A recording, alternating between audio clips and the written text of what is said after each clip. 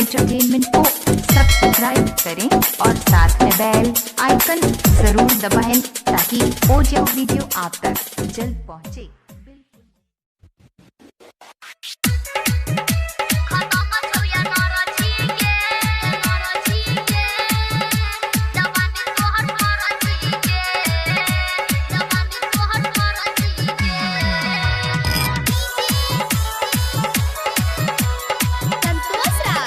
Presented by Bittu Malangia Entertainment. खत्म छौया नरजी गे जवानी तोहर फरजी गे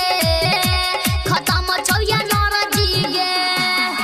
खत्म छौया नरजी गे जवानी तोहर फरजी गे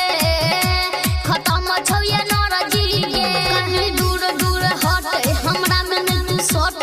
भजते हमरो एलरजी गे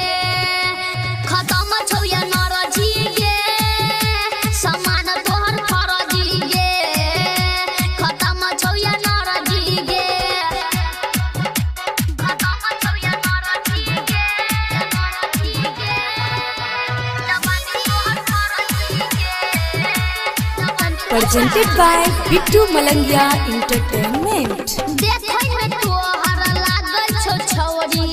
चोली तोहर टाइट गे गेला यार केस्ट्रा में कमर हिलाबे छौरी पूरा नाइट गे देखै में तोहर लागल छौ छौरी चोली तोहर टाइट गे गेला यार केस्ट्रा में कमर हिलाबे छौरी पूरा नाइट गे छौरी के न रहे साटा लग गेल घाटा किया करे छ तू मन मरजी गे खत्म छौया नरजी गे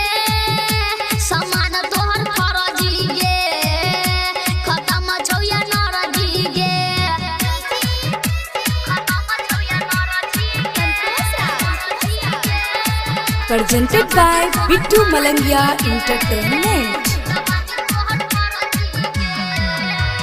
राइटर अंकित यादव तोहर करतौ जवानी खराब गे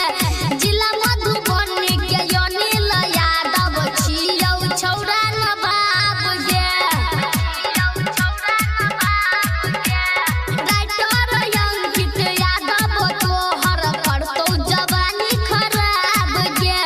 जिला मधुबनी के अनिल यादव छियौ छौरा नवाब गे कहै छौ छौरा टिफिन खोल देतौ टिफिन सब छौरा सब देतौ तोर करची गे खत्म छौया नरजी गे समान तोहर फरजी गे